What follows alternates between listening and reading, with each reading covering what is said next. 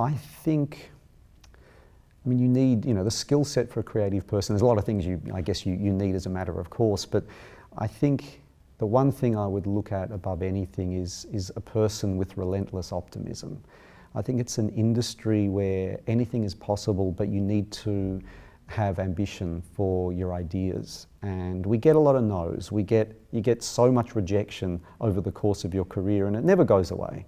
I mean, the amount of rejection you get as a junior for your work, it gets a little better as you get a little more experience, but the ability to continue to have an optimistic and positive frame of mind despite the pushback you will get, to have that inbuilt optimism, not just for your own work, but be genuinely curious and optimistic about the world around you and see the good in things, I think is really important. A lot of people think advertising is a cynical business. I actually think quite the opposite. I think perhaps people outside the industry are a little cynical about it. Well, you guys are just, you're just trying to sell. But actually, the people who succeed are those who come in every day genuinely expecting that something magic will happen for them. And it sounds a little self-help, but if you have that belief system, it's amazing how the prophecy fulfills itself. So I would say relentless optimism is a great.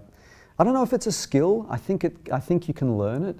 It's probably more of an attitude. But I'm assuming you know how to do. You know how to write, or you know how to make something look wonderful. So what separates the good and the great and the also-rans and the not very goods, I think it's the ability to seize opportunities, and they're everywhere. Opportunities are everywhere through advertising agencies. It's those who are optimistic enough to see the potential in things and see the good in things. I think they're the ones that succeed. I think the one piece of advice I would offer is to not be afraid to have genuine ambition for what your work can do in the world. We live in a world where you can do anything with your ideas, and a lot of the best work you see, and work that's awarded here and work that you love and admire, I can guarantee it started in a very inauspicious place. Briefs don't have golden light shining down upon them. Often they're quite unremarkable. And if you have genuine ambition for what your work can achieve, you're not going to be limiting yourself. There'll be a lot of, you'll be surrounded by people who will complain and bitch and moan about not getting opportunities. But the fact is that your life will be full of them inside an agency, and the ability to seize opportunities and be excited by them. You can't ever lose that. You've got to have that every single day of your working life.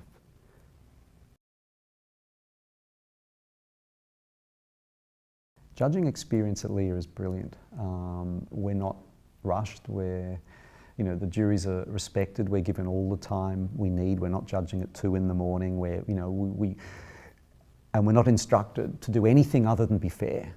And it's our show. What LIA does so wonderfully well is respect the jurors' time, respect the jurors' expertise, and they allow us the freedom to judge for ourselves without any expectation that it needs to be a grand. LIA, we need to award X number, it's ours. And it's a brilliant show to judge, not just because the judging process is respectful and smooth, but also, people come to LIA, it's not, there's no meetings, there's no other expectations. We have time to talk to each other, jury to jury, in the evening and over lunch. It's a great experience. It's a great place to come to actually learn from other senior creative people from all over the world, and everyone's relaxed.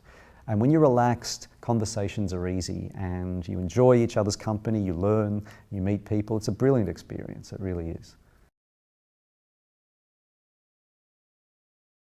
I think what makes LIA unique, there's a couple of things. Firstly, it's the inclusion of the young creatives. I think there's 50, 60 here. They give it an energy that most shows don't have. Most shows are locked away and closed off. And having the next generation of judges, if you like, here is terrific. It's great to teach. It's great to give back.